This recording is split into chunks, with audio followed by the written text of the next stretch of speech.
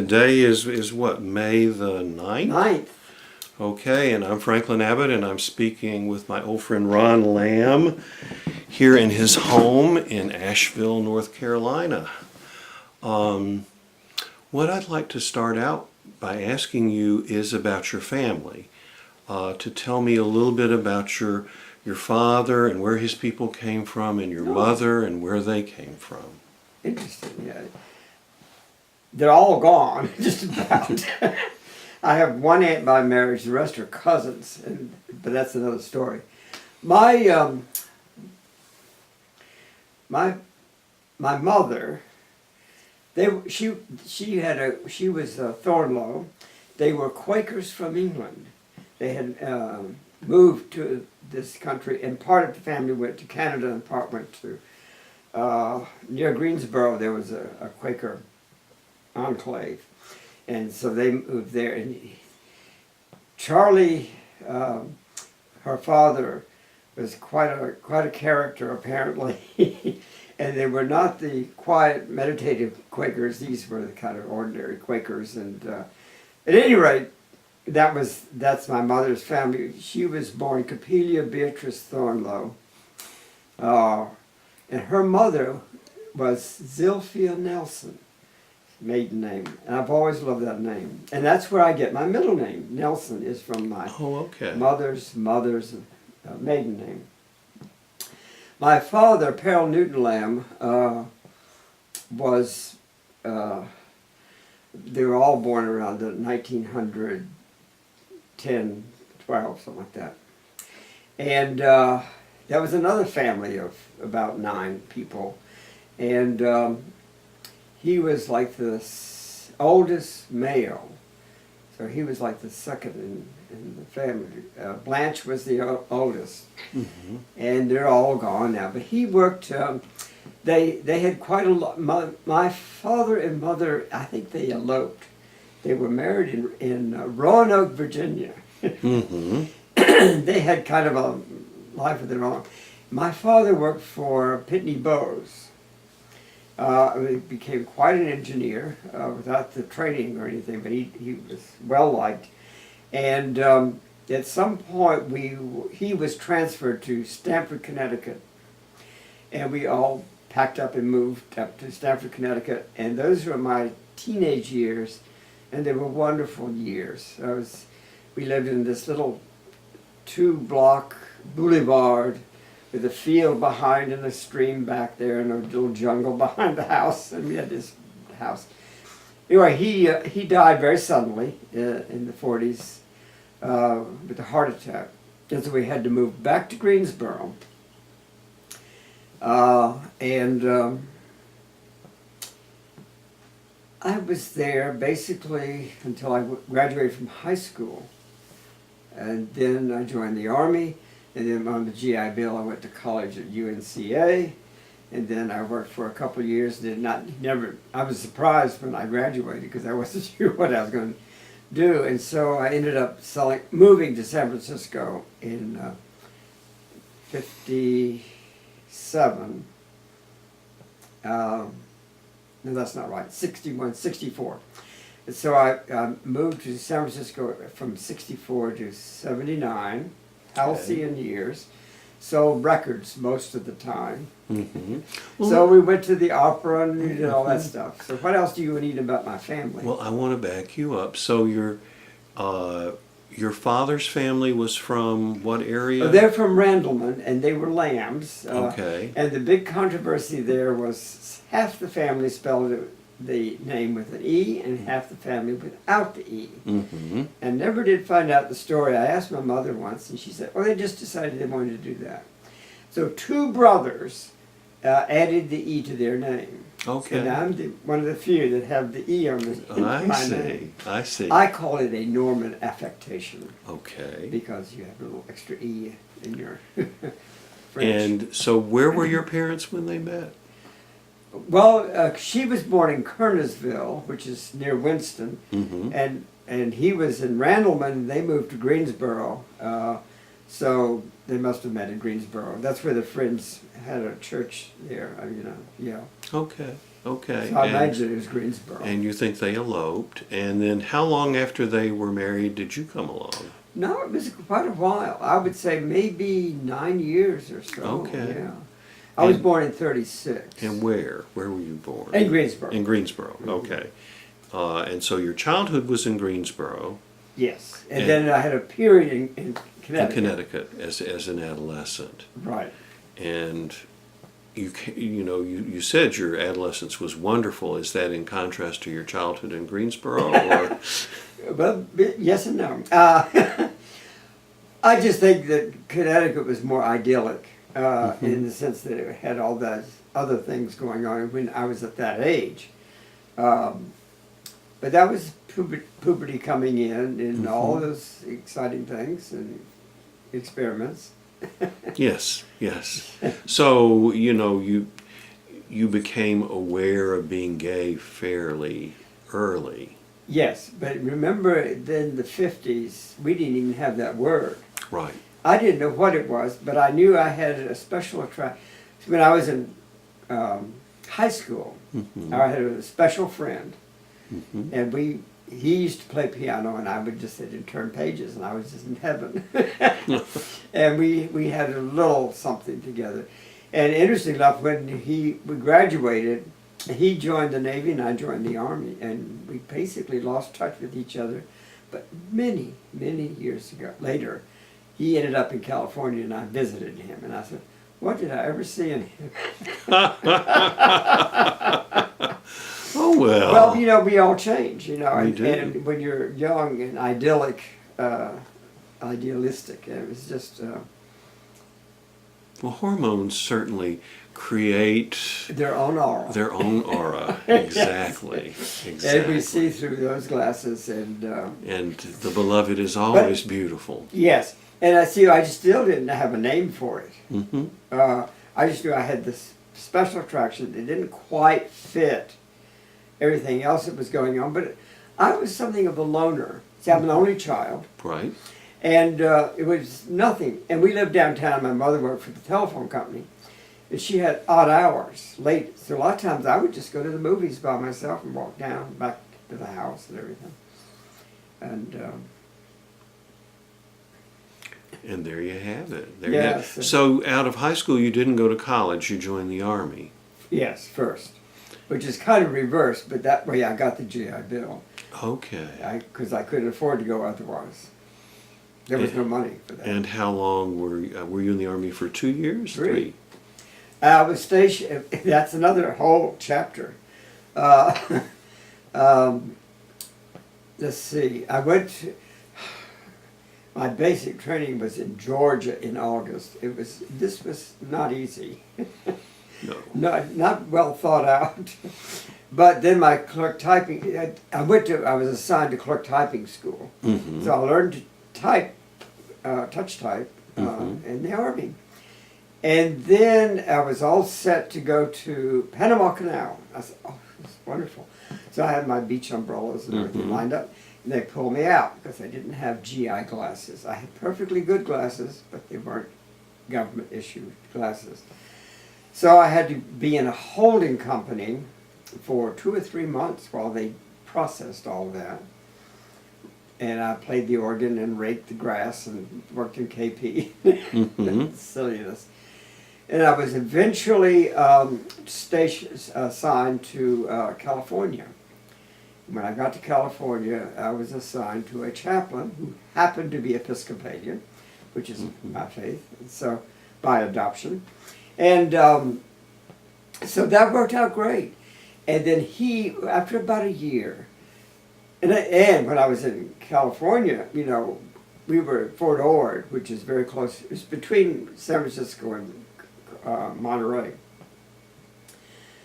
I didn't have a car, but what I could do is get a ride into Monterey, and there were buses too, and rent a bicycle and drive the 17-mile drive, which was just wonderful.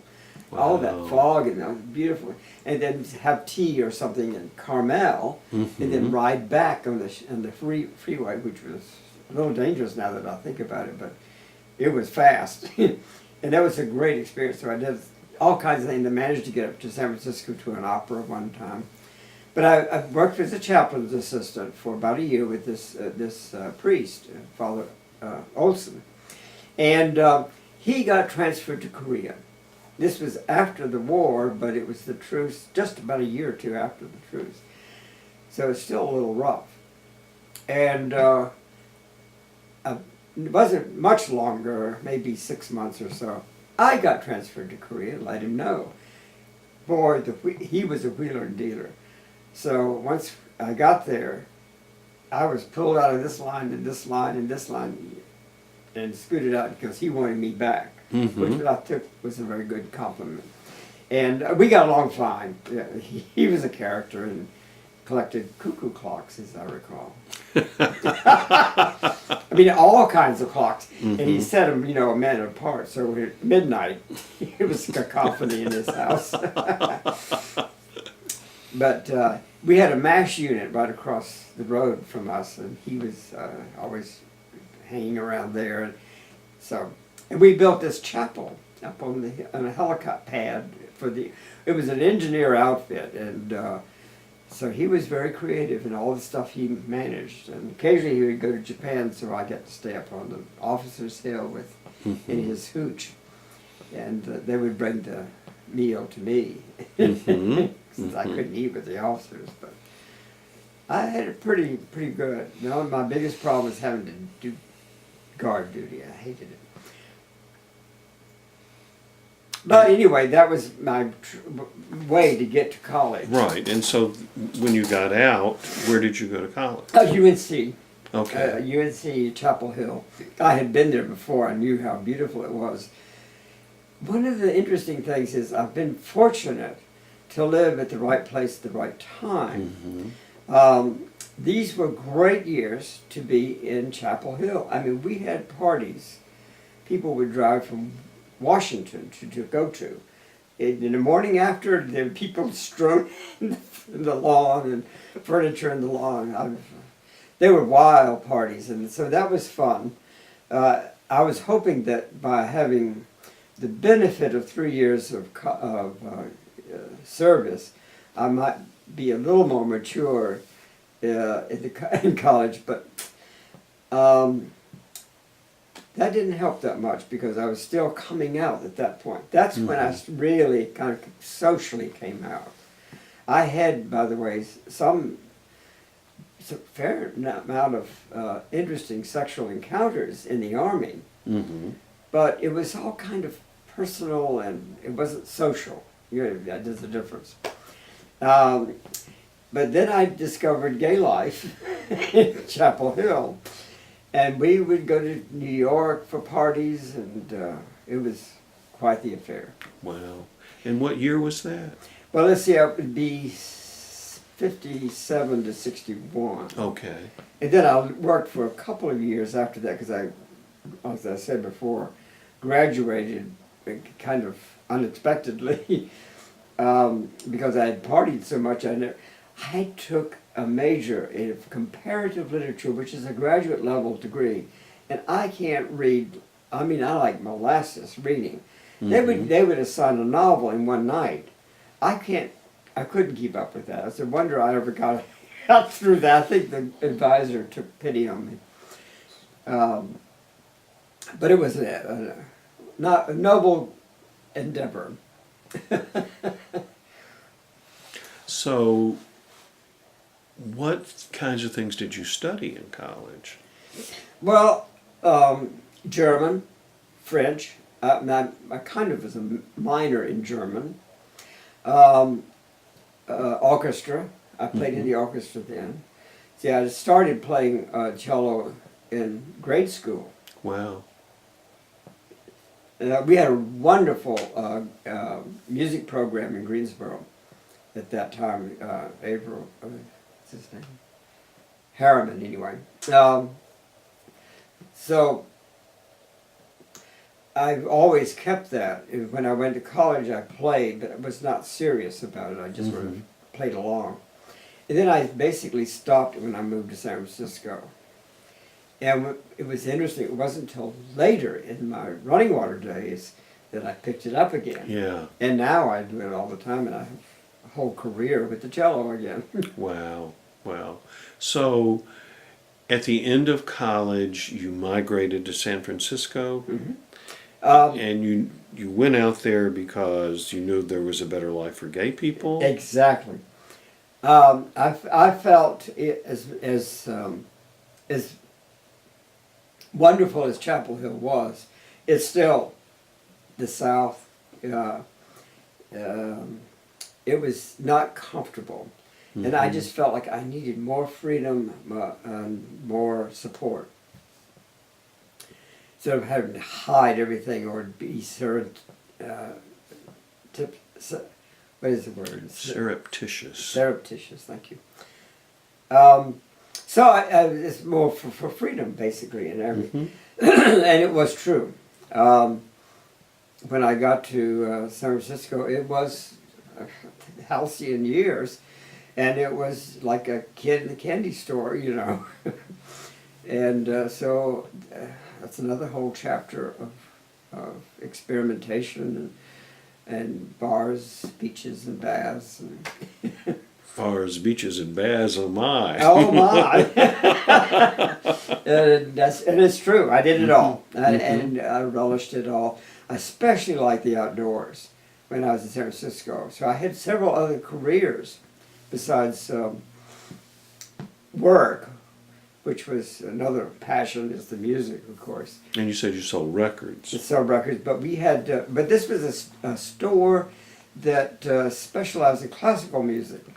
So, it being San Francisco, we had autograph parties, and so it was nothing unusual to have divas like Joan Sutherland or Luciano Pavarotti to come by and sign autographs, and we would get their records and we get to meet them. And then sometimes we get tickets to the opera, and so that was all wonderful. But somewhere in that process, I got into rafting, whitewater rafting. Just sort of fell into it. And did that for a number of years. In fact, McGinnis was the one who wrote the book, or a book anyway, on whitewater rafting. I went on his tours, and he liked me a lot because I could be organizing. So he brought me along as river chef. Now, I can't cook a boiled egg, you know, but I could organize the food. Okay. Because it would be like 7 days, and you have to have pork chops here, and you had to have... So I could do that, and we'd go shopping. We'd have 20 carts full of food to pack and order, so that he needed me for that. Oh wow! And I enjoyed it. It was great. We went to Oregon. We went to one of my favorite trips was the Grand Canyon. I mean, not the Grand Canyon. The Colorado River and Santa Elena Canyon, and this Rio Grande, which is not a big river, not at all. But the river at one point goes through this huge rock cliff, and all the strata go one way, and the river just sort of trickles along. It makes it look like you're just falling down. And but we did that on a New Year's, so it was cold in the night and warm in the day. But we did lots of those, and then just reverse, I ended up buying a sailboat. So I had a sailboat in San Francisco. Gosh. And joined the racing club and all that, so I took it out. And we had lots of adventures in the sailboat. And one of the most fun was we sailed to Stockton. There were some friends of mine, a gay couple, and we went to, on a week, we sailed up the Sacramento River and into Stockton and then back. It was a breeze getting there. It was a chore getting back because we were upwind, and I had this little putt-putt motor that could barely make the tide. But we did. It was a fun thing. My two happiest days is when I bought the boat and when I sold it. Okay. Okay. A lot of people say that about boats. Yes. There were great memories of that. And I got pictures, of course. So, how old were you during that period of time? Were you in your 30s and 40s, Okay. I guess. It must be 30s. I had added up. Okay, so you were, you know, in a relatively young period of time. Right. So you were selling records, organizing food for river trips. You had a sailboat. Now, your spiritual life became active in an unusual way in San It did. Francisco. That's another whole chapter Mhm. or stream of. So I had a background early on because of my boyfriend in high school was Episcopal. I joined that church, and it fit me perfect because before that I had tried the Roman Church, and because my aunt was who had been Quaker joined the Roman Church, and I thought that was beautiful and all that was interesting, and so I took instructions for a while. The most remarkable thing was the priest was so dead gorgeous. I had to take instructions, but when I joined the Episcopal Church, it made a lot more sense. It was much more comfortable, and so I stayed with that. And when I was in the Army, I was with the Episcopal priest, and we did that. When I went to San Francisco, I dropped pretty much a lot of that. Only occasionally would I go to Grace or something, you know. Somewhere in that process, I ran into some gay men who were doing some kind of church thing that was Eastern. I said, well, that's interesting. And said, oh, we're going to have a synod. You got to come. A synod is like a... Anyway, I said, well, this sounds strange, but anyway.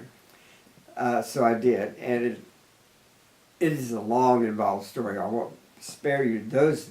But it was a process that introduced me to the Church of the East. They were the Chaldeans, but the Chaldeans are the Uniates of the Nestorians, who are really Church of the East. And that's what I was really attracted to. And so I studied Aramaic, and we formed a religious society, the Knushta Matuma, the Society of St. Thomas. I collected books. See, I'm always collecting something. And I was a librarian. And so I had all these incredible books. I remember we had a bishop visit one time from India, and he was very taken with the library. And so I took that as a great compliment. And while we were there, and I used to go often to the Church of the East Kurbana Mass, as out in the avenues, and the patriarch of that church was in exile from Iraq. See, the seat is near Baghdad, Celestis Hestafon, near Baghdad. And he was murdered because he scandalized everybody by marrying a cousin, much younger. And they murdered him. They killed him. This is a big to-do. So they had a big funeral at Grace Cathedral, and I was able to offer a book in Aramaic for them for the funeral service. And so Father Charles and I, here in our Shasta Jubas, come right along behind the patriarchs. Wow. So that was all kind of interesting. Very interesting. So your group was allied with his group in some ways, that their traditions were similar. Well, yes, but by adoption and not by canonical lineage. Our canonical lineage was the Old Catholics. So my orders were Old Catholic. I was ordained in that whole process. So explain that a little bit. How does the Old Catholic trace its lineage back? These well, they go. They're valid. I mean, they go way back to. The irony is the See of Utrecht took exception to an edict from Rome that they only use Latin. They want to use the vernacular. Nowadays, the Old Catholics are using the Latin, and everybody else has switched. It's all kind of a fraternal fuss. But it was an avenue. You had to kind of follow these trails, and it brought me to the Church of the East, which I have the highest respect for. Mm-hmm. And that's what I really liked, because it was the incredible history.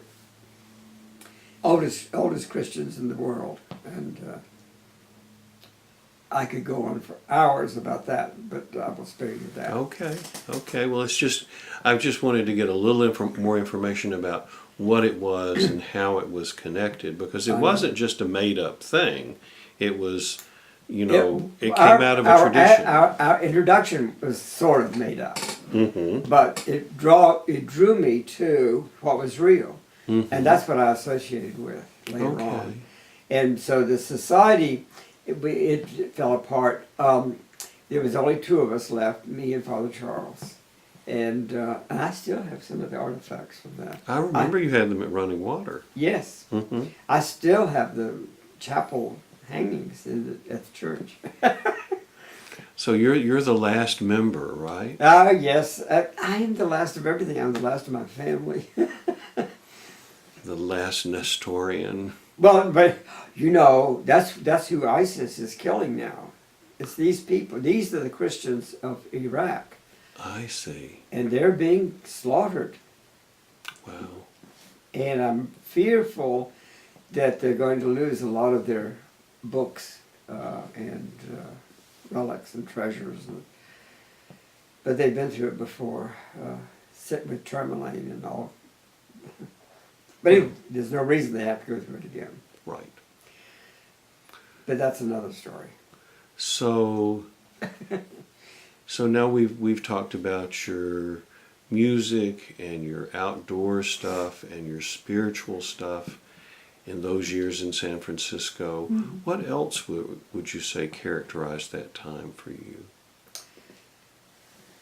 Well, another spiritual angle was I got into, I forget what they called it, mind dynamics or something.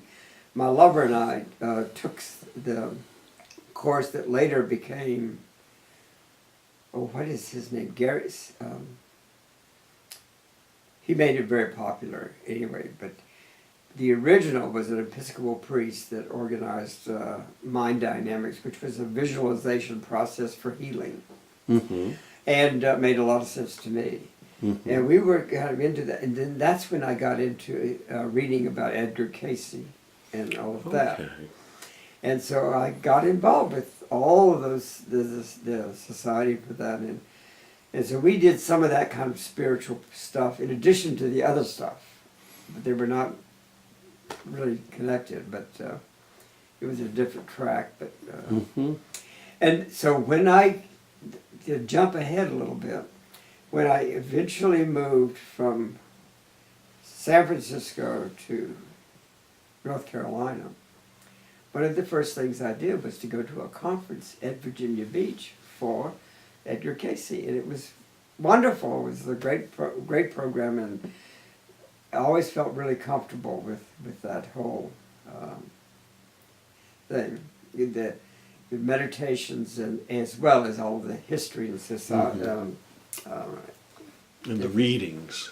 Yeah, the readings, which covered not just medical things, but also philosophy of, like Jesus having brothers and sisters and so forth. It gives you a little more detail about stuff. So you mentioned a lover in San Francisco. Was this a long-time relationship? Well, we were together about 7 years, I guess. It was someone I met at the beach, and to my, I said, oh, you should call me sometime. Or something. A couple of days later, he just showed up with the cardboard boxes. Well, I'm here. He just moved in, and it was great. We had a lot of fun. He was quite a character, and it would have gone on, except we actually kind of grew apart. He was interested in Chinese cooking, and I always ended up doing the dishes. I was interested in sailing, and he could not get on the boat. So we just kind of grew apart. What was his name? Jeff. Jeff. And Actually, well, anyway. is he still around? He is. He's in Reno. Okay. His real name is Hugh, but his last name's Jeffcoat, but everybody calls him Jeff. Mm-hmm. All right. Yeah, we communicate every now and then. Mm-hmm. We just don't have a lot to communicate about. Well, that happens. People come together and they grow apart. But those were great years. We have lots of stories. Yes, yes. And as you say, those were the halcyon years. Those were the years where many people were migrating to San Francisco because it was a much more open and permissive It was right, place. and that was part of it. It was important for me. It was a personal growth issue, and I keep telling people I could not have gotten from Chapel Hill to Asheville without having first gone to San Francisco, in the sense of what I'm doing now. Mm-hmm. You know, physically, yes, but I'm talking about my who I am and what I'm doing, and all that spiritual growth, just growth, personal growth. And those years were, you know, that was the Flower Children. Yes. That was Summer of Love. Yes, and all the pot and everything. You know, but interestingly enough, I never got into much of that because I have asthma, so I don't smoke. Uh-huh. I had some bridge friends that would make brownies, and we had some fun times. But it was holidays everywhere, you know. The most I got was the long hair and beads and beard. Okay. Okay, so you looked the part, but Yeah, didn't. not completely. I always reserved something. Okay. Okay. But those were, and I was there for the milk and the Moscone murder. I have a picture somewhere I'll show you of when I worked on the Martin Luther King Festival, part of the Society of St. Thomas with the San Francisco Council of Churches. They had Martin Luther King Festival at People's Temple. So I worked on that committee, and there's a picture of me with Moscone and Jim Jones in the background. Oh my. Yeah, I feel like Forrest Gump sometimes. You were just I was there. placed in different places. Oh yes, and so yeah, but those were incredible years, and but the Flower Children was just amazing, wonderful, and the political issues with Harvey Milk was great. And What do you remember about the Milk Moscone assassination? Do you remember where you were? And yes, I was. Oddly enough, at that point I was working. I had a truck route filling up Coke machines and cigars, and I don't know what do you call it, a catering type truck thing. And I had a route, and I was coming back, and on the radio I could hear about the riots and everything. And I decided I would forego that and go. Well, I went straight home, and then I got it on television and everything. But that was happening as I was driving home from work. Wow. Yeah. At a certain point, you decided to leave San Francisco. Why was that? That's a good question, and I'm not sure I have a good answer. I think it was intuitive, and I got to the point where I had done everything and seen everybody and all, you know, just been there 15 years, and never had thought of leaving. So I think I surprised myself more than anyone else. But I got tired of waiting for the proverbial earthquake. Now, where will I stand at the earthquake? I got tired of that, and I just felt like it was time for something else. What I wanted to do was to travel to Europe. Mm-hmm. I said, I just need that experience, and I know I can't afford it to just visit. I'm going to have to go there. And so I said, on the way, and that's when I got introduced to RFD through Stella, a countertenor, music again. And so I read that, and they had the first gathering covered. Mm-hmm. I said, oh, and so I said, that might be interesting. And so on my kind of list of things to do was the conference in Virginia Beach, Edgar Casey Foundation. And then I went down the Outer Banks, which I had not visited in many, many years. And what a contrast, like a conference with all these people, and then all of a sudden you're on this solitude banks. And then I knew about the running water, so I had a friend. We had bought an old college friend of mine. We had bought a house in San Francisco. Can you believe this? For $17,000. Oh my! It was a redwood Victorian.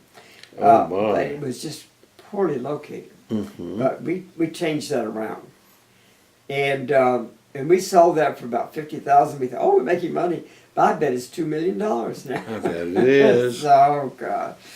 But anyway, he moved back to North Carolina before me, and he said he had a big house in Moxville.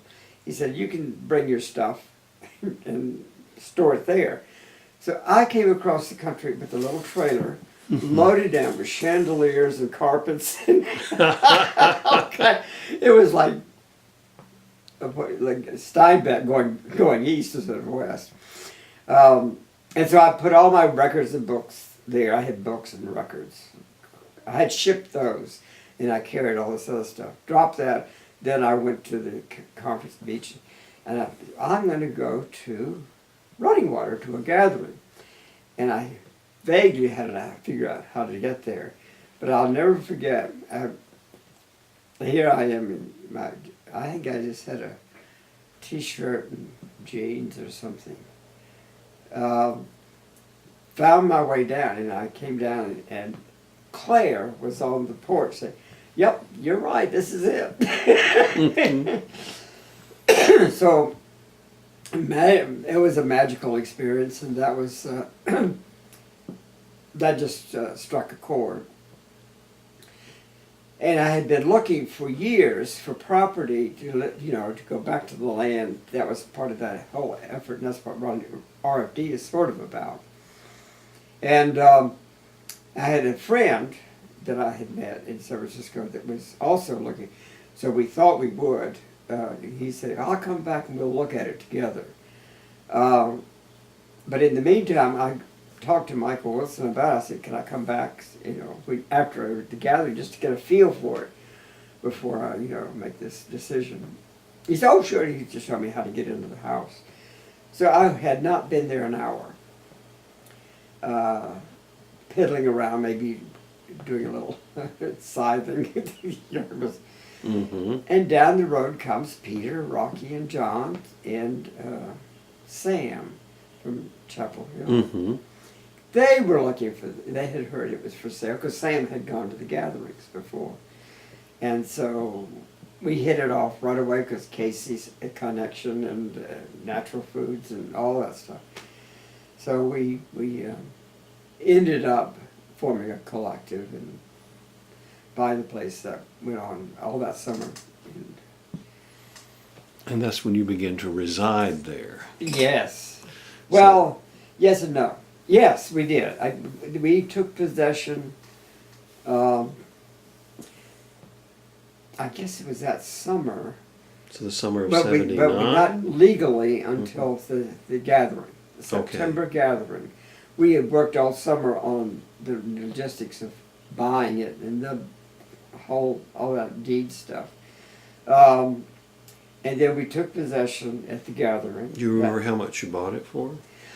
I think it was something like 20,000, something like that. Mm-hmm. And how much acreage was it? It's 17 acres, Okay. but it was not flat land. No, it wasn't. It was lots of character. That there was nothing flat about it. No, and it's called Running Water not because we had running water, which we did, but it's because of all the streams. There's 2 or 3 streams and springs on the property. So it had lots of negative ions that were very healing. I remember that. I remember it being, you just, Soothing, after a while, it was just kind of... And we had names for everything. So there was Glenn Ford and Gertrude Stein. There's a map somewhere, I don't know where it is, that has all those names. So I think the first gathering was in June of 78. So This was 79. by June of 79. My first gathering was June of 79, and then we took possession in September 79. Of 79, okay. Right. And then we stayed there for a while, and then we packed up and went to Florida like everybody else does to make money. It's another story. And so what happened eventually, we never made a whole lot of money, but I think Rocky and Peter did better with their cooking and waitering. I worked for the telephone company, getting up at 4 o'clock in the morning on a bicycle too. And it was cold. But what was interesting about that is I could go to the Y and swim, and I had the whole afternoon. My problem was the discipline to get to bed in time, to get up at 4 o'clock in the morning. about 3 o'clock, really, as everybody else was coming home from the bars. Okay. Where y'all were in We Florida? were in Tampa. Tampa, okay. We did that for 1 year. It was enough. So after that, Then when we you were came back, always there. you were always there. And Yeah. how long did Peter and Rocky stay? They stayed there most of the time, but they would come and go for different things. And I think the last, 88, around 85 or so, they kind of moved out. But we couldn't buy, no one of us could buy each other out. So what we did is we opened up but Stepping Stone was a stock company. That was the vehicle we used to own the property. Okay. And it was so we had unequal shares. Rocky, Peter, and I were about the equal, but John didn't have much to put in. So we had to set it up a share thing that based on a certain, I don't know. So that, anyway, what happened is we opened it up for the brothers to buy into to pay off Peter and Rocky. Right, I remember that. And so you got a share. And when we sold the property, we redeemed the ones we could find that were still living. And there were some that had just disappeared. But I remember paying those back. Yes. Wow. So talk a little bit about your experience with the first gatherings and what it was like to live there and how you perceived people coming and going.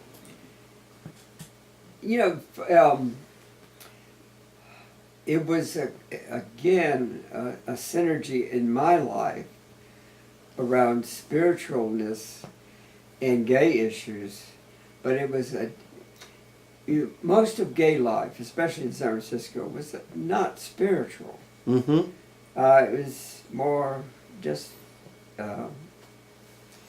carnal. And then I had this other stream of spirituality, and this sort of was a combination of that. And so it brought in, to me, a feeling of spirituality around my sexuality. And also for masculinity, too. Being a gay male, what is the spirit, what is the zeitgeist of that? What is the spirit of that rather than just the actions, So there was, and then there was I think a very sincere caring that we all shared with each other. And a lot of that was new to most of us because we just hadn't experienced that anywhere else. Right, absolutely. Yeah. I remember that part. And so and then the circles, you see, where we made special attention to no one be left out. Everyone was included. And we all shared whatever we could, and some were short and some were long. But that's because we all had different things to share, Mm-hmm. or we had different things to express. So, having tolerance about that. Mm-hmm. Mm-hmm. That's some These people- were, and this was the years. I remember '79 is when we. I think that's right. Yeah, '79. We took possession. I think it was that year that they had the conference in Virginia Beach that we went to, and I think it was like the next year they had the conference in Colorado, the gathering in Colorado. Oh, Which the was national magic. gathering. National gathering. Well, the first one was in the Arizona desert. Yeah, And then it that's- was in New Mexico. right. And then it was in Colorado. Because I went to the New Mexico one, Ah, but I didn't go to the Colorado one. now see, just the opposite. And I forget exactly when it was, but it was the most magical thing I've ever experienced. Yeah, I mean, the stars were in alignment, Mm-hmm. and so that was truly amazing. And then, somewhere in that whole process, I was involved with the Southeast Conference of Gays and Lesbians. Right. And so I was on that board. And so I was going to Atlanta and different places, New Mhm. Orleans. In fact, the funny thing was, I think there were 4 Rons on that board. Wow. So we had to clarify which Ron you were talking about. Mhm. Well, I remember we had fairy gatherings in New Orleans. We had winter gatherings Yes, there. lasses. And I have a picture of you wearing a drum major's hat. You know. Well, I have a picture of me with a purple veil that I wore again at the top of the mountain, and I looked like something death warmed over in New Orleans. But at the mountain, I was just. Mm-hmm. I said, "Oh, it all what a difference altitude makes." Yes, yes. Well, it was a time when we had lots of gatherings. We did, had because we- Atlanta there was- gatherings, and then Short Mountain started up, and but those early gatherings at Running Water, I think for me were just. I mean, it. If I can think of something that really turned my life around, and I didn't know at the time that it would give me the strength to get through what was coming next. Yep. Yes. But it did. And I think that's why we're drawn to things to give us that strength, if you will, but the ammunition or that's a bad analogy, the muscle. The energy. Yeah. Well, that's more that's kinder. But to deal with things, moxie, if you will. But and I think we just have to kind of go with the universe pulling us those ways. And so part of my, I think, journey from San Francisco was listening to that. Mm-hmm. I had no idea why I was doing that, Right. Right. but I trusted that. I just Yeah, there was something that pulled you there. and I think I'm still doing that. Well, you learned a long time ago that when in doubt, just Let it be. let it be. The call will come from one direction or another, and you don't necessarily have to know where you're going. No, because we can't know everything that's coming ahead. Well, we can't know the future. We make that up out of the past. Right. And if you can only allow that to be, extrapolate from the past. yeah, then you're just going to repeat your history over and over again. Yes. It's boring. Well, no, it's not boring, but it needs something else. It does. It doesn't need to be repeated. Right. It's already happened. Yes, been there, done that. Well, those years were. I mean, I And felt they like were- we were making things up as we went. We really had no There was no prototype. There was no boilerplate, and that made it more alive, I think. Mm-hmm. And just great memories of that. And I sometimes think that maybe it was almost too delicate to survive long. And you notice a lot of times halcyon things, I keep that word again, great opportunities don't always last very long. Sometimes they just go through, I don't know, Well, I ebb think, and flow. And so yeah. I think what we did Mm-hmm. is we actually transformed it. So when Rocky and Peter left Running Water, and then I finally got a job working for an environmental organization, which is another whole story, the food co-ops and all that. Loafer's Glory, I love that. I was brought to Asheville, and I was at a quandary of what to do with Running Water and RFD. And I had someone lined up to take over RFD. Had always so enthusiastic about it, but it turned out to be a bad situation. He was immature, and he went through all the savings we had to try to find a boyfriend, and it almost ruined the magazine. So we ended, but thank God Short Mountain took it over, and they did, and that saved that. And then for Running Water, there was a couple of guys came to visit, and they were all excited about staying there, and oh, this is wonderful. We'll be loved to. And then they were a couple, and they knockdown dragouts fights, and that should have been my clue. But I said, I'll give it a try. That did not work. I forget his name now. Maybe that's a good thing. We can call him the evil fairy. Yes, the tainted fairy. Went around and just aggravated the neighbors. I had spent all that time, working with the neighbors, and it saved us many a time.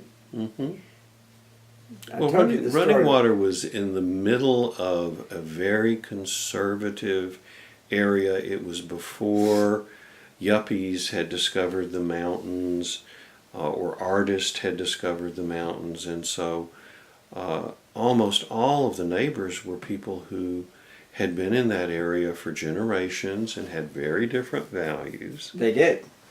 But they had some values that worked for us. And one was, let it be, you mind your business, I mind mine. That was a kind of advantage for us. And then I went around, Rocky and Peter were not very sociable, you know how. But I went around, I'd fine. And I'd go sit on the porch, and we'd just talk about the weather and when to plant corn and all kinds of stuff like that. So they knew me as a person, not as a character. And so that helped greatly. Now you know the story about old Howard. He used to live up this. Go ahead and tell it. Tell it for posterity. For posterity. Well, we had this mountain man, Howard. One of the Ledfords, there were 100 Ledfords around us. And he was staying at his brother's or cousin's house, which was otherwise vacant. But he would go down for meals to another relative's, and the shortcut was through Running Water. And he had asked very carefully for permission to do that. So we said, oh, no problem at all. Because that was an old roadbed, and it was a shortcut right to the house. And he would come down and really not bother anybody, just use that. But one time we came down when we had a gathering, and some boys had put a mattress over the bridge over Ann Creek, and they were just having a little time there. And he said, well, I'm going to avoid the crowd. He will cut through the woods. And there he came across these boys, and they looked up, and he looked down and said, you boys taking a rest?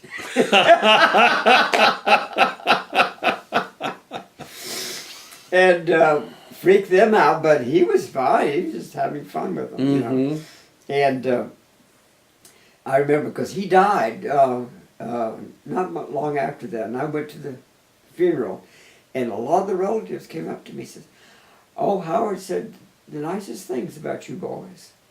He said, you fixed the place up and made it shining, and Mm-hmm. on values that they had, you know.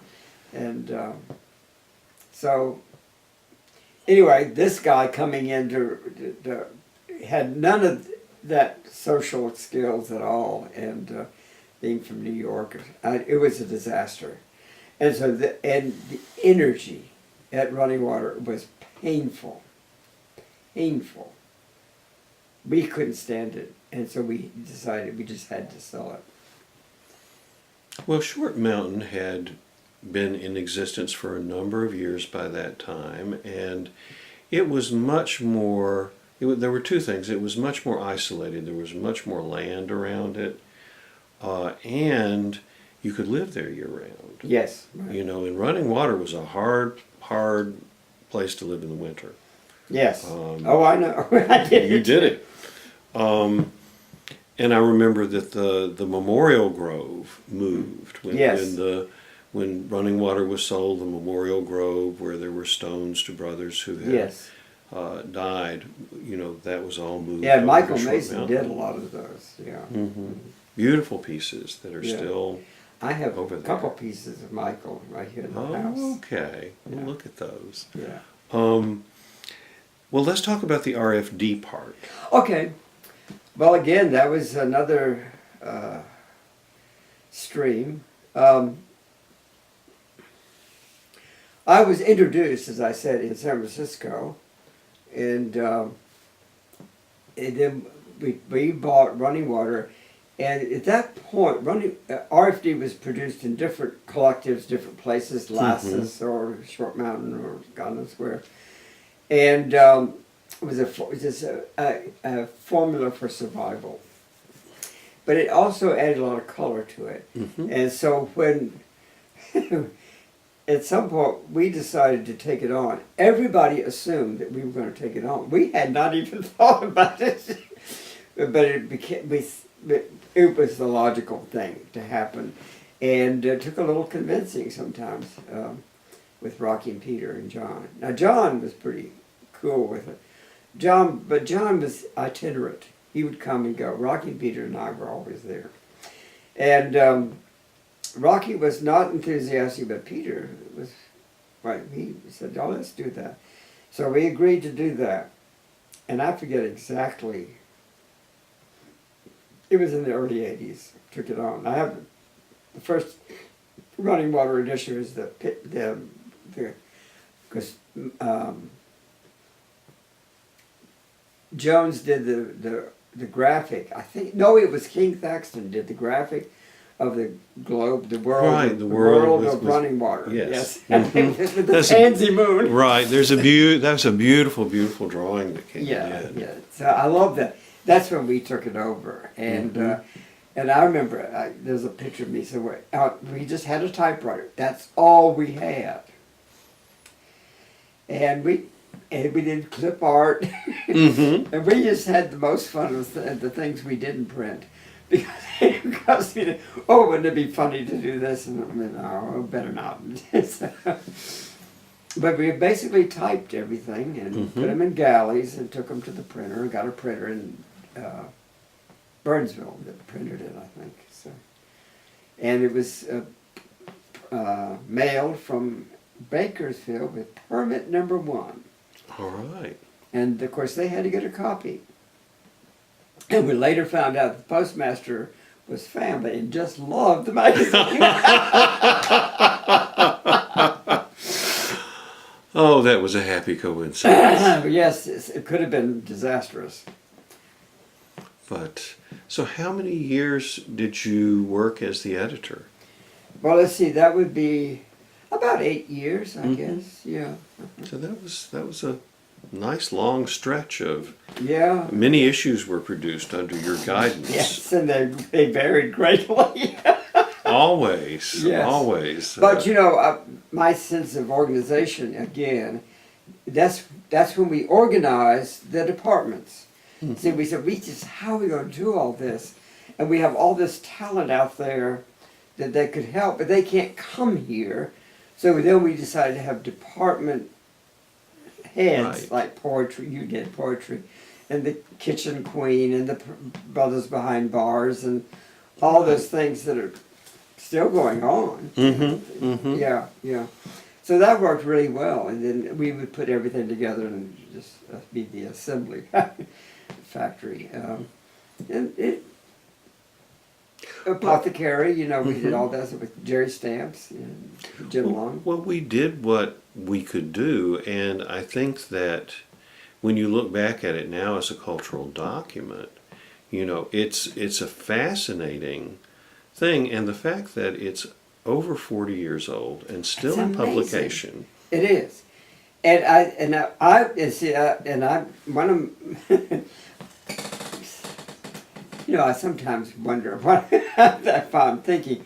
I would just go out to these literary conferences and have a booth with RFD, and I got it into to join the CCML, and it got into libraries. It was all a cultural thing, and it is. It really is, and it still is. I believe that it's the oldest continuously published gay men's publication in the world. I think it is. Yeah. And you know, And it's it's- never and had a paid employee, and it's always been. No one has ever been paid for their writing in it or That's their right. art in it. It's a reader written journal, yeah. We lived on RFD basically. I think we took for the whole production and everything, $400 a year. I mean, I don't know. It was a couple hundred a month. But we lived on, yes, at 4,000.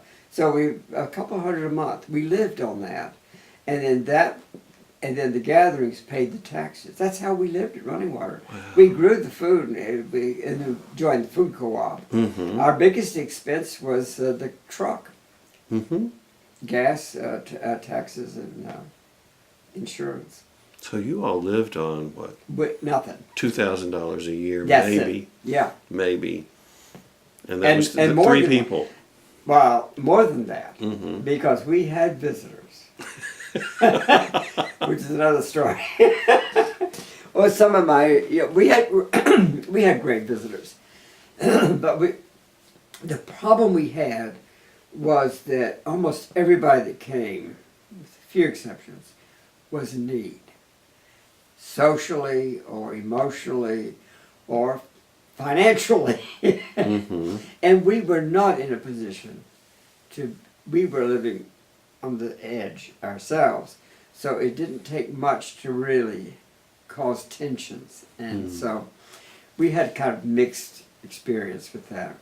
Now some were kind of longer term, like Michael Mason, Dwight. Dwight stayed there, so would Bell.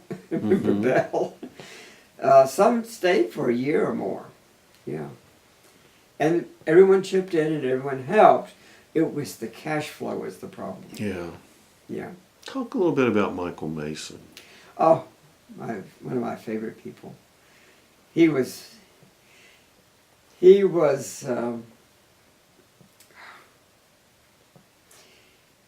amazing poet. He could just. He was a wordsmith that could just take any couple of things and he played with words all the time. And he would just say something, and then he would repeat it with some other kind of rhyme or something. And he was gorgeous and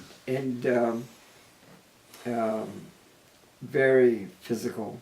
But he loved Running Water, and he would come pitch his tent and stay there and write stuff. And he was a big promoter of RFD, of course. And Well, he was a stonemason too. I mean, he was. He sort of took his name and said Mason, and then Yeah. he decided that he was going to do masonry. masonry. Well, and carving. most of what he did was he didn't do carving so much as he did etching. Etching. He wrote things on stone. Yes. Yeah, he didn't wasn't a real stonemason, but he made it his take on masonry. Yeah, and it was great. Some of that is still in the Memorial Garden at Short Mountain, and you said you had some. So Yeah, And then he had, I remember he was in New York for a while too. Right. Yeah. I visited him up there, yeah. he was one of the most extraordinary, of the creatures to Vibrant pass is the through. word I used with him. Yes. He was just had full of vitality and you never knew what he was going to say. It That's was true. always alive, Mhm. And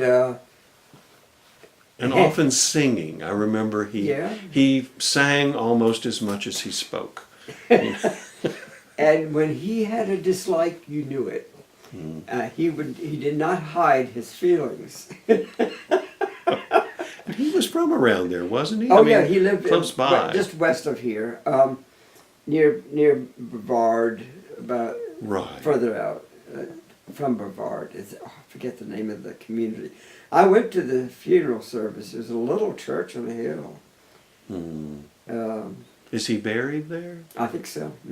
Wow. It would be We should make interesting a- to go, but do a pilgrimage one Yeah, day. we should. Yeah, We really should, because to find the place, and I bet you something will happen. He lived in the Montfort house with Michael Wilson. That's I did too. See, Right. when I first came, before I bought this house, I Mhm. stayed there, and then I also stayed with John Ferguson Okay. in Montfort. Yeah. And the lore is the night that he died in Florida, the Montfort house burned down. Well, it did burn down, but I did not connect it. Yeah. That's It was- interesting, It and was I'm the not night he surprised. died. I'm not surprised. Um, I never did get my chandelier. I left. I came back with 2 chandeliers from San Francisco. I lent one to Mike Wilson. I never got it back, but it's all right. I didn't need it. I'm going to ask him if he still got it. Ron Lamb wants his chandelier back. No, where would I put it? Right up there. Well, I guess I could. So, It was the chandelier I had in the chapel. Actually. yes, okay. So the running water RFD years were Creative. creative and challenging because of you were poor. We were. You know. I still am. That, despite appearances, I tell people I live in opulent poverty. It's the best kind of poverty. Yes, if we're going to live in poverty, might as well. Well, if I sold everything, I'd be all right. But my cash flow is still Mhm. in 21,000. I don't think I've ever made more than 25,000 a year ever Wow. in my life. So I just But you have a life full of art and music and friends, Yeah. and you are a wealthy I man. am. I consider myself very very rich in that regard. It just not cash. And what is cash for? But to buy things or Well, to keep things up, to fix things, that's sort of how I look at it. Yeah. As long as I've got enough it's to enabling. maintain, Yeah, maintain. I'm okay. Yeah. So I have no complaints. So you got involved in politics. That was sort of your did. road out of running water as you became involved in sort of Well, it local was land basically politics. through my environmental work. Mm-hmm. See, I worked for that's what brought me to Asheville from running water, was working with the Western North Carolina Alliance.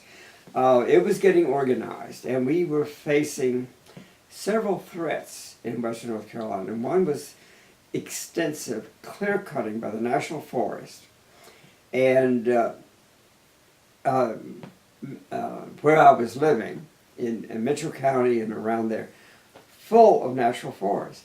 And those of us who are in the co-op, basically, Mm-hmm. and Rocky and Peter too, to some degree, took great offense at this. And so I was right there at the beginning of forming this organization called Western North Carolina Alliance, which is a grassroots environmental group. And we formed a chapter in Mitchell County, Mm-hmm. and a lot of people from Pinland and all that was involved. And I just got more active with that. Then next thing I knew, they had their steering committee in All Souls, not in All Souls, Asheville. Got involved with that. And the next thing I knew, I was on a committee for this and a committee for that. and I was hired. I was on the steering committee first, and but then I was hired to do the newsletter and some other stuff. And I tried for a year to have an office in Spruce Pine, which is it's between Running Water and that just didn't go. So it ended up, it just had to come to Asheville because that's where we met, that's where the center of all this was. And that's what brought me here. Now, through all that work, and then let me just take a minute with the clear cutting was only one of the streams of problems that we had to fight. And we had a huge effort. I mean, it was renowned, our effort to get. We had like 10,000 names on a petition that we wrapped around this the federal building in protest to the clear cutting. So we had a big rally and all that, big visibility. At the same time, Sandy Mush up here was designated as a possible repository for nuclear waste. I can't imagine anything more sacrilegious. So, got involved with the nuclear waste repository, the Crystal Repository Project. And it took me all over the country. I remember going down to Texas to a meeting to fight the repository project there and making a speech about that. Anyway, it just kept me going in a lot of kind of public stuff that I said, well, maybe I could be of use in the city council. And so I decided to run for city council. And so, well, so I remember, as a matter of fact, that's an interesting thing that connects. I didn't think about this before. My neighbor across the street was someone that had worked for the water department. And one of my programs environmentally was called a MESA. There was a summit, environmental summit. We had we called it a MESA because it was just a midterm thing that we just touched on some stuff.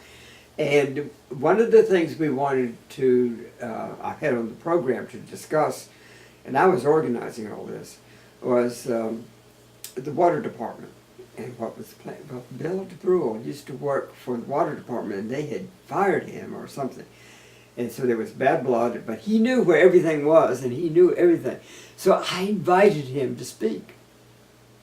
And right away, the water department was very excited about this conference. I said, well, what are they excited about? Somebody that knows, but they were scared of what he was going to say. And he never forgot that. He thought that was a great opportunity for him to express some stuff.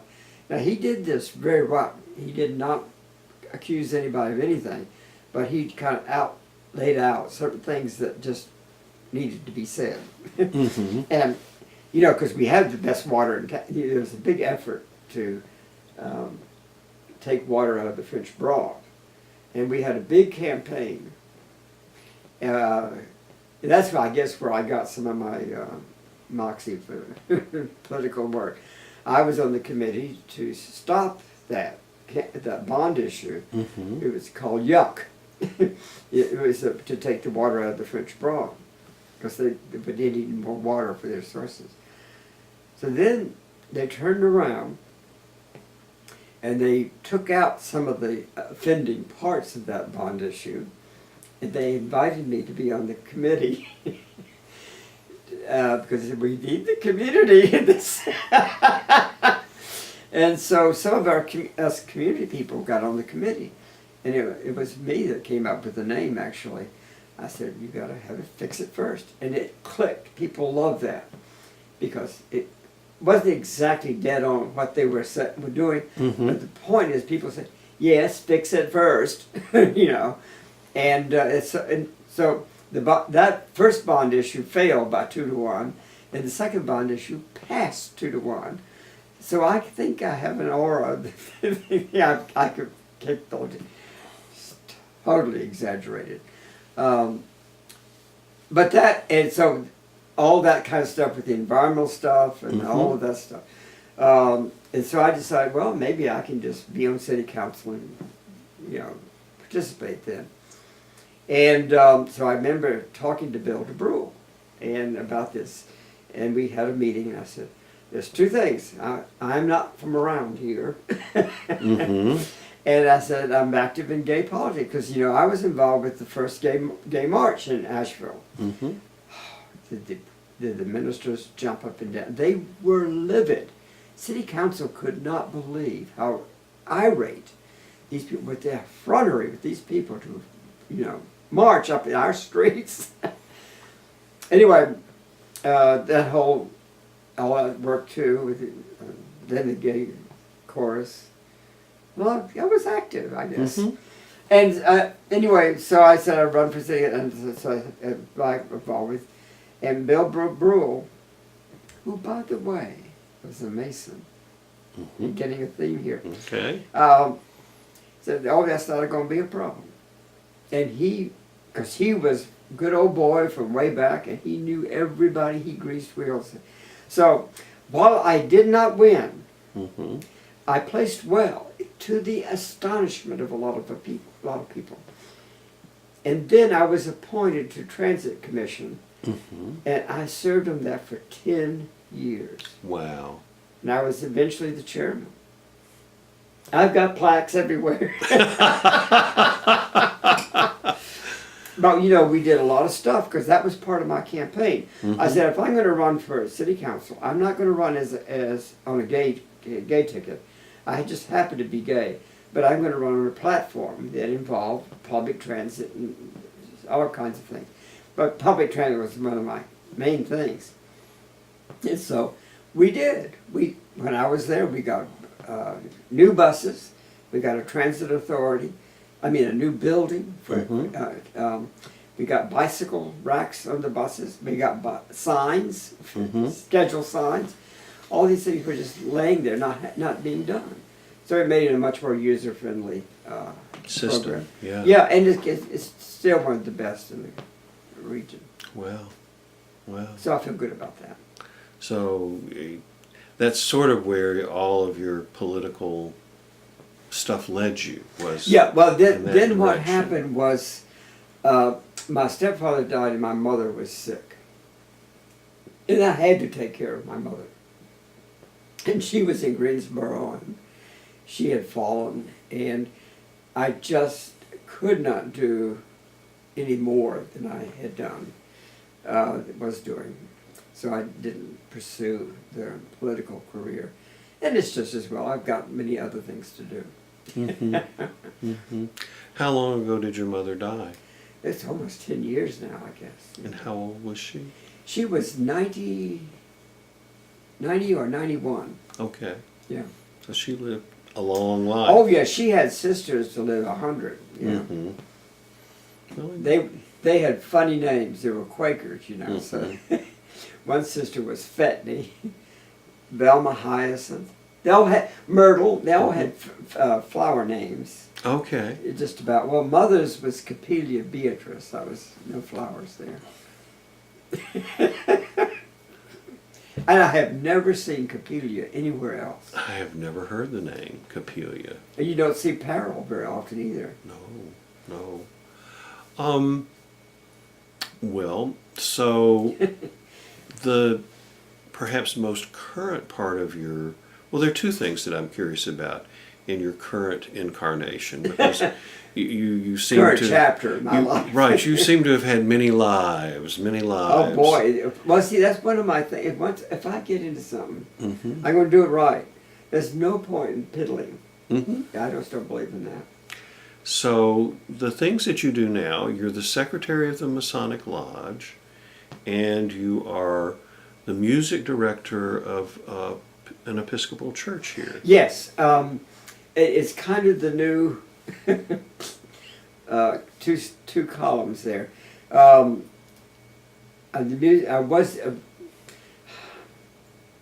are connections, so I'll give you the thread. When I moved here, the neighbor across from me was an Episcopal priest, He had not retired at that point. He understood what the Anaphora of Adi and Maori was. How many people know that? I was astonished. He knew something about the Church of the East and everything. But we hit it off right away. So he was priest at St. George's. He invited me to come. They had no one to play the organ. I said, well, I can at least play one note, you know. So I started playing the organ there. And then their service was at 10:30. And then the person that was playing at this other church at St. Matthias was quitting. And they asked the bishop, and the bishop knew that I played there at 10:30. He said, maybe you can do both. And so for a couple of 3 years, I played at 10:30 at this church, put my surplice on and grab the music and run across town to the other church. One's electric and one's a pipe organ. But I love this organ. I love this church. So it's a historically black church. But now it's successfully integrated, half and half. It's amazing. So it's a beautiful church. And it was built about 1894, stained glass windows, and they had never had the money to screw it up. So it's all original.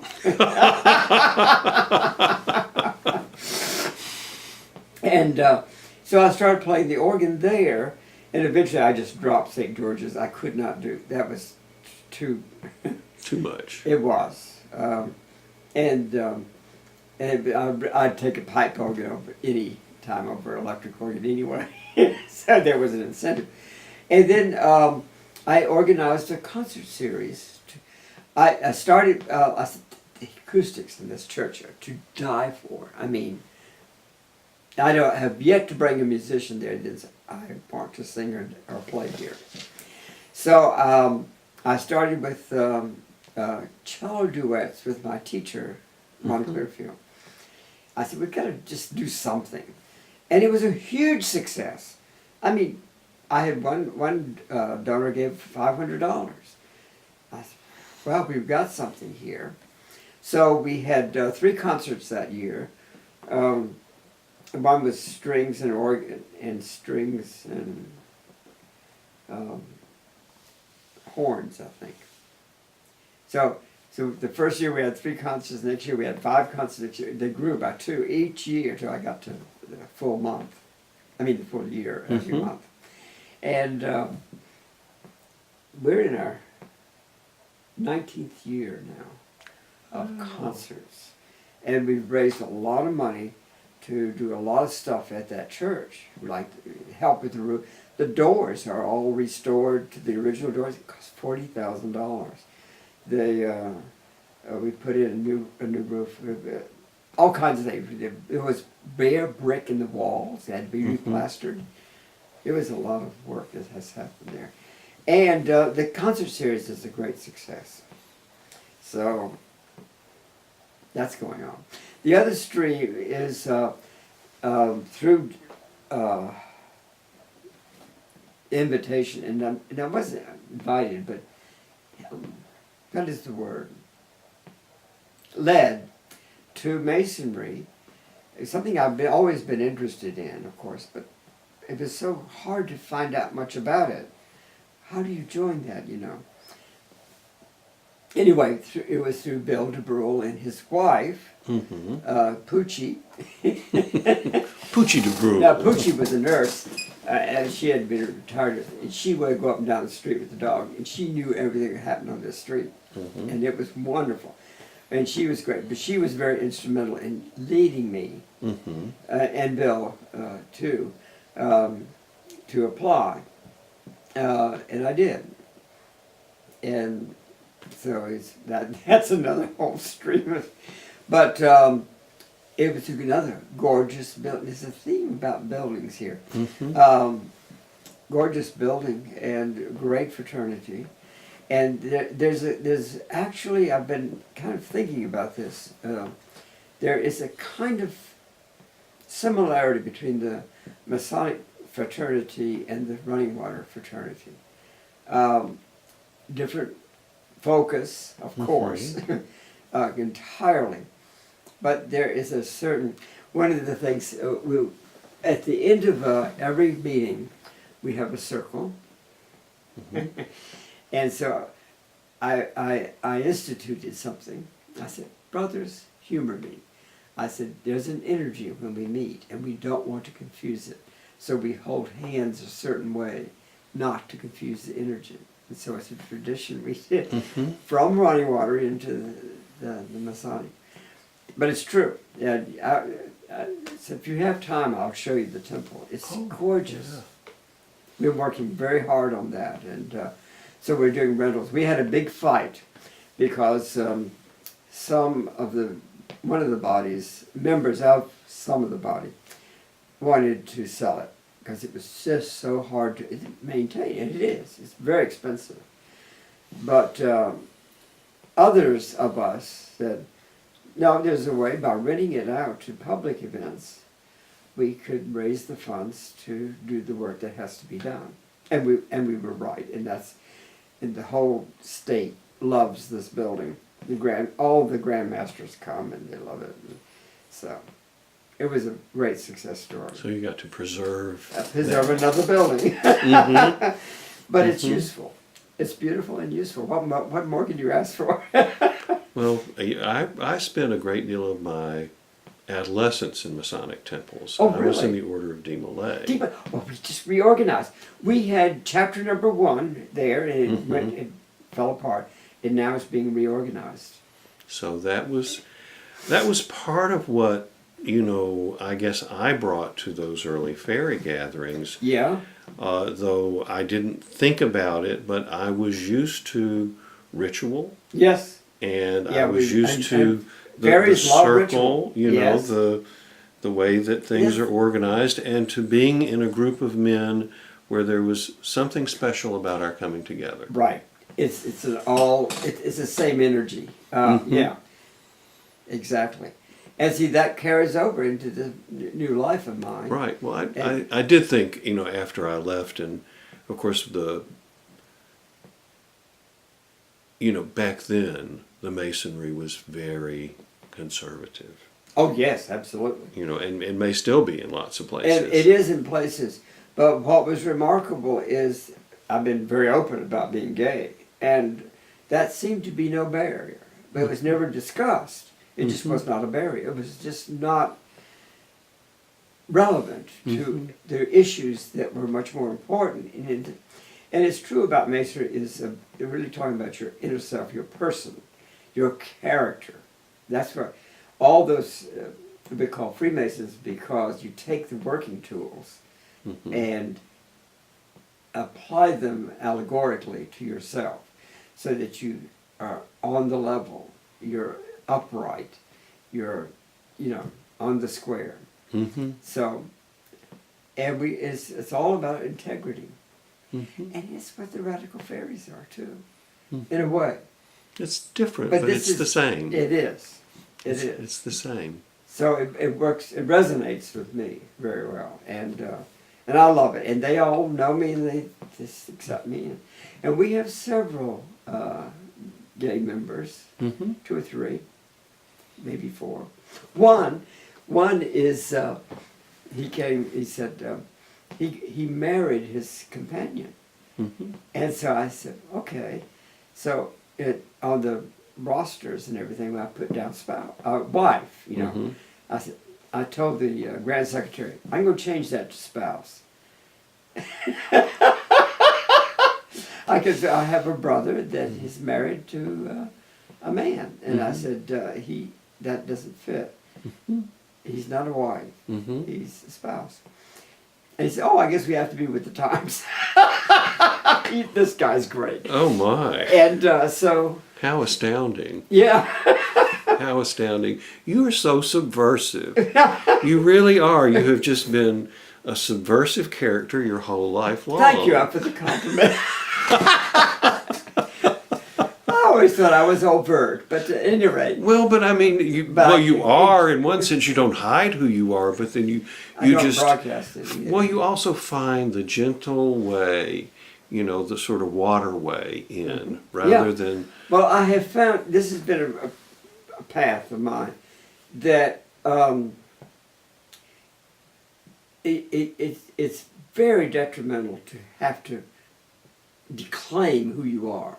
Mm-hmm. I would rather just be who I am, and they have to. Most everybody has no trouble at all with that, Mm-hmm. and just I don't have to broadcast anything. I just am, Mm-hmm. and they take me for what I really am, and not the idiosyncratic whatever.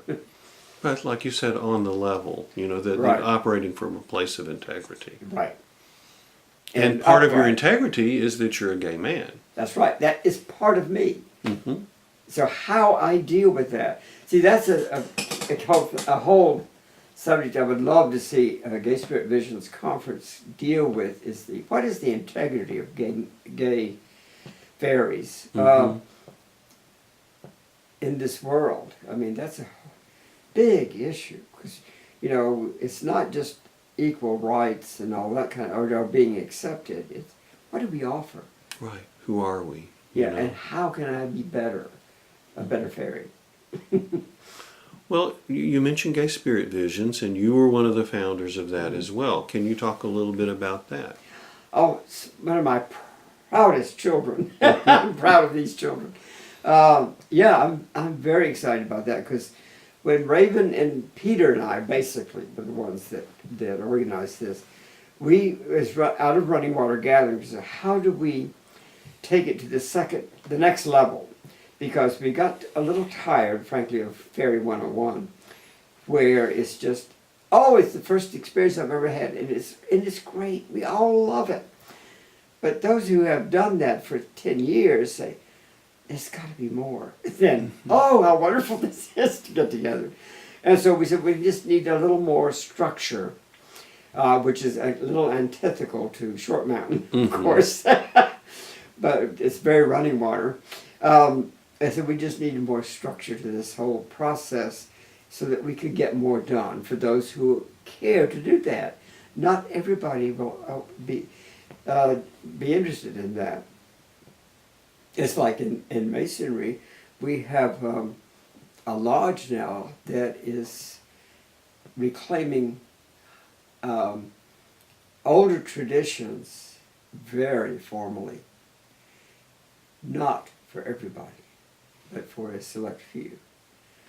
And that's very exciting. I mean, they use candles and incense and very ritualistic live music. I'm a musician for two of the bodies now. Mm-hmm. Play piano for one and cello, solo cello. Mm. And then we have a solo flute that does, another fellow that does Indian flute. Wow. So it's an experience. It's the quality of the experience. So I'm very proud of them. But anyway, Gay Spirit Visions Conference. So it was a way of getting Harry Hay. We need people that were on the forefront, the cutting edge, to lead us into deeper waters, if you will. And I think that's been a great success. I agree. Well, it's been going on for 25 years now. Yes, and the interesting thing is, without me having to be there. But the concept was right. Mm-hmm. So it was Raven and Peter and I that basically crafted that. And then the stories about finding a place to do it. It was a struggle, but we finally did. And the mountain has turned out to be a really hospitable place for that. Yeah. And that's key. You just can't do that anywhere. Right. And I think that's that's Synergy. a matrix in a sense, that the Yeah. synergy of the GSV and the mountain come together. Well, not only do they accept us, they welcomed us. We've been waiting for someone to come. They said, well, we've been having a hard time getting here, but we got there.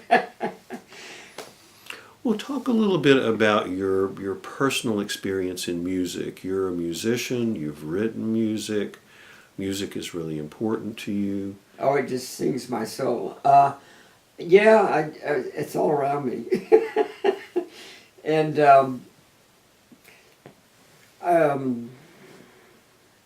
what I'm doing now mostly is organizing things around music. organizing concerts. The things I wrote were mostly at Running Water.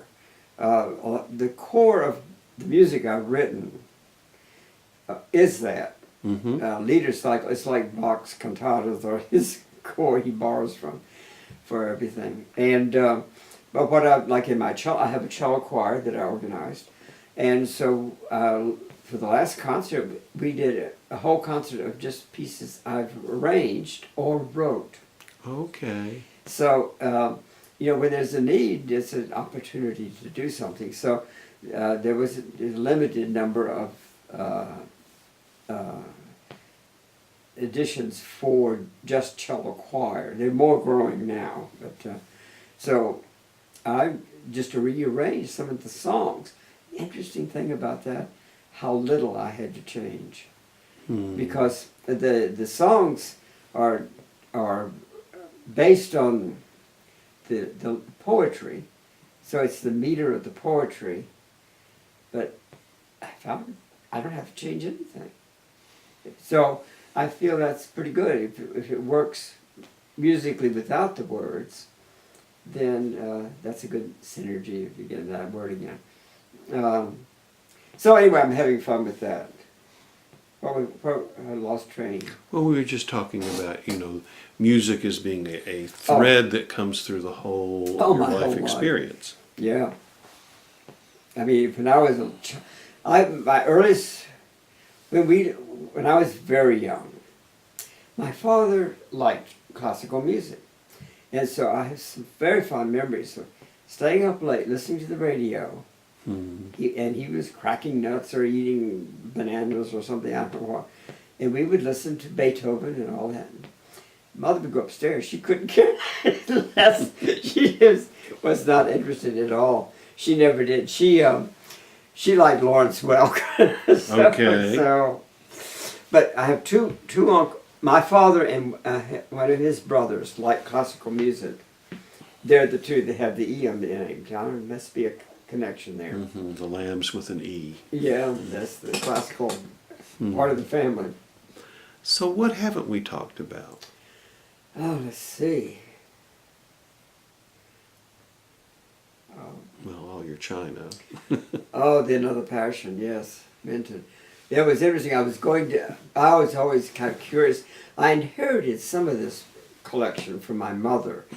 She was a collector, and I was raised with some of this furniture. Wow. And so my mother and father collected a few things in their early years, like this hall table and the etagere in there. They got that old, that etagere, and it was black, she said. They had to get a toothbrush to clean it. And it's all solid cherry. It was a fabulous piece of furniture. And so they collected a few things. And then when my mother remarried Robert, he was quite a collector himself. He had a big collection of commemorative glass he sold to the Greensboro Museum. I still have his paperweights. He has over 200 paperweights. They're still boxed up in it. I haven't figured out what to do with those. Anyway, so when Robert died, I took some of the stuff that was here, because and then when Mother died, before Mother died, we had to clean out the apartment. I was going through her stuff. I'd go into her lingerie, and there was a paperweight wrapped up in her hose. It was everywhere. It was everywhere. It still is everywhere. So it was great. But so I got all their stuff, and then so I got really the bug about antiques, and I think it was on a trip east. I stopped in a place, some kind of shop, and they had for sale some Minton china that just took my breath away. And I said, ooh. And, it was very rare to find some then. Now you go on eBay, you can get 500 pieces a day. Mm-hmm. But that's because of the network, which is, I hope, a good way to sell it. Because I have way too much. But there's some exquisite pieces. They did a lot of hand painting stuff, so it was quality, high quality exhibits with the royal family and all that stuff. So. Well, you certainly have plenty of it. Yes, more than I need, but I will keep the more precious pieces. Of course, of course. And there's one I have to show you. I don't want to do it now, but there's they did just commercially. They did souvenir plates, things, and one was this kind of blue border with a scene in the middle, and you will never guess what the scene is. No, I won't. It was perfect. It was the Golden Gate before the bridge.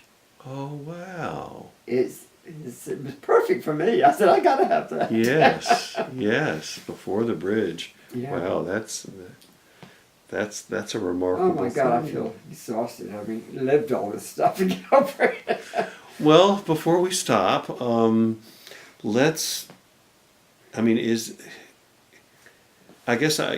we've covered most everything that we can think of to cover right now. I know. And we can have a subsequent conversation later, because I think after you do this kind of review, you'll think of all kinds of things that you didn't say. Oh, I wish I'd said disc.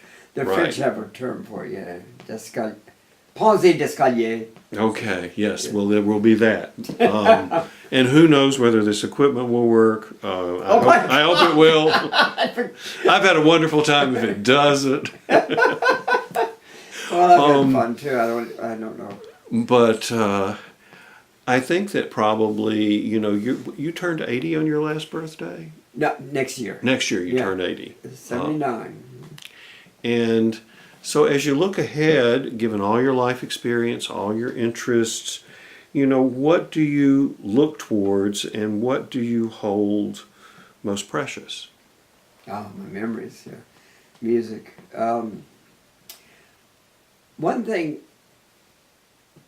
you would never guess this. One thing I would wish I had as a career done, but I never got on a career path, is I'd love to have been an architect. I would love to build things. What I think I would like to do, and when I can't do all the stuff that I'm doing now, is write. I would love to write some stuff.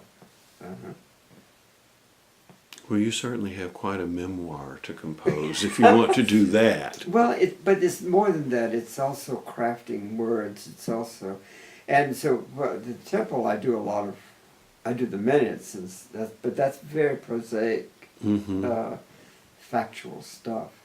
And when I did the RFD at Running Water, I did very factual stuff. I didn't do creative poetry and I'm not a poet. But I've tried a couple of times, just fallen flat on my face. But I would like to do some creative writing. And with computers these days, maybe I can do it. At least I don't have that awful typewriter. Yes. So much easier when you make a mistake or when you want to revise. I will never forget. Do you remember Charles Simpson? The name rings a bell. He was at Running Water for a sweet little lad. Well, he typed, and Dwight was. I forgot the issue we were working on, but they had to do it.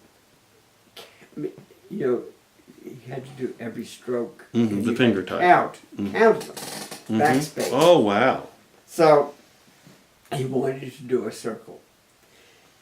Charles spent days working on this thing that was in the shape of a circle. And Dwight said, that's just not right. You got to do it over again. I thought Charles was, he was devastated. But he did it over again. So we had all those interesting Yes. stories about creating that. Well, I mean, you've got plenty of material to write about. Yeah, I could do memories. I could do something else. I don't know. I don't know what that would. That's just a thought. You ask. Yeah. Yeah. Well, I appreciate you sharing your stories here. Well, thank you. I appreciate having the opportunity to if someone who knows wherever I speak. Well, I know a little bit, but you know, for me, it's interesting with people that I know from a piece of life to kind of get the whole arc of their experience of how they got from point A to point B, and sort of how the life and has how worked it as fits. an arc. Yeah. Yeah. You know, not everybody has a smooth arc, but mine sort of makes sense to me. I mean, what I'm doing now fits those building blocks that brought me to this point.